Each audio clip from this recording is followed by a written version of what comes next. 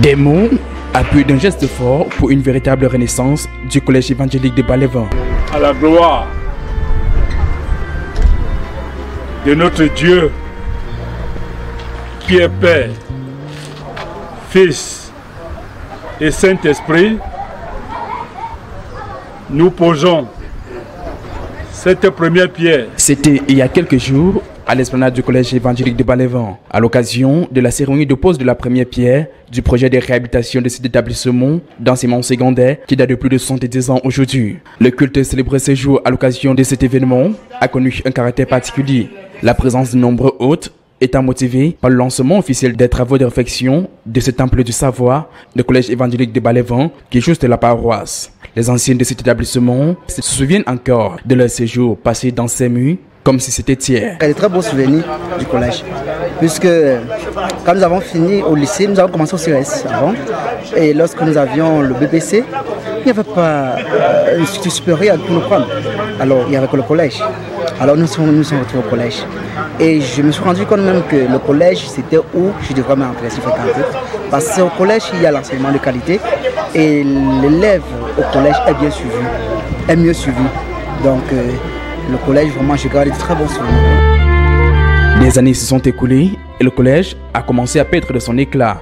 D'où le projet École résiliente, le collège évangélique de Baléven ne doit pas disparaître. Financé à hauteur de 60% par le fonds 8 x 1000 de l'église Valdese Italia, le projet se décline en 3 grandes phases. Le projet consiste à la restauration complète du collège évangélique Baléven. Et cette restauration a 3 phases. La première phase, celle qui a commencé, portera sur la restauration de l'existant. L'existant, ce sont les 18 salles de classe, le bureau administratif, ce sont les ateliers, l'équipement, la salle multimédia. Il est question de reprendre la toiture du bureau administratif qui connaît une pente qui est déjà défoncée et qui connaît une pente très faible. On doit la démonter et relever un peu la pente pour que les pluies puissent très librement. Il est également concerné les 2 bâtiments que vous voyez. Quand vous voyez directement les 2 bâtiments-ci, comparativement à celui-là, vous voyez bien qu'il y a problème. Donc il est question pour nous de prolonger la véranda là, de 2 mètres, donc de la rendre comme vous voyez là, de la relever, donc de monter les 2 toitures là et les relever de 0,40 cm, chaîner et replacer une nouvelle toiture en tôle bac. Reprendre le plafond en contreplaqué à l'intérieur et en tôle lisse à l'extérieur. La viabiliser et enlever les ouvertures qui vont de l'extérieur, là, les remplacer par des claustras comme il est de coutume dans nos établissements. Donc bref, de les moderniser et les rendre dans le standard camerounais de salle de classe. La seconde phase, quant à elle, consistera à la construction du bloc multifonctionnel. C'est-à-dire pratiquement un nouveau bloc collège de 12 salles de classe avec des salles spécialisées, des vestiaires. La gouvernance du collège est ce qui constitue le volet 3 du projet. Dernière phase qui porte sur la gouvernance du collège, vous savez, le collège a une dette considérable, importante. Et pour pallier à cela, il est question de voir comment trouver des partenaires qui nous aident à équilibrer le budget, qui nous aide à être crédibles face à la fiscalité, face à la CNPS et face à certains partenaires comme les banques où nous avons des vieux emprunts. Tous ces travaux devront être achevés d'ici 2024. Ce projet connaît l'implication de nombreux autres partenaires à l'instar de Aura Consulting Architectura. L'administration du collège nourrit bien d'autres ambitions au-delà de ses premiers challenges. Maintenant, lorsqu'on aura fait tout cela, le projet devrait grandir. On devrait partir d'un collège cycle complexe 6e terminale pour l'ENIEJ bilingue évangélique de Baléven, pour un CEB santé école des infirmiers diplômés d'État, pour un centre multifonctionnel et professionnel aux petits métiers, métiers de mécanicien, métiers de maçon, mais des maçons qui construisent avec les produits locaux.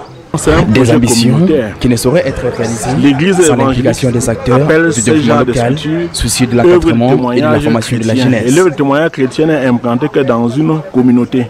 Et les parents, le roi de Balevin, il était là, le sous-préfet, tout le monde est concerné par ce projet.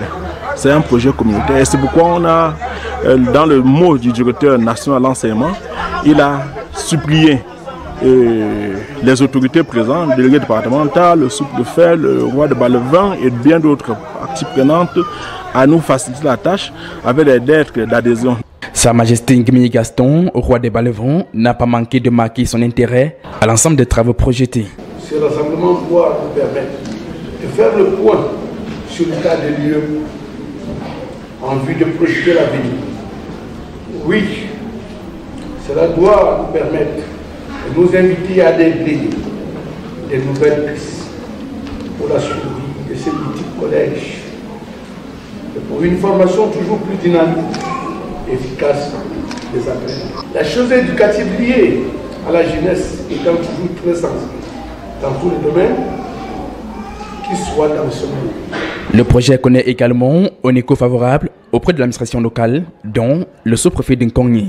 La lettre d'adhésion, que vous la considérez en ce qui concerne la mienne, elle est déjà signée.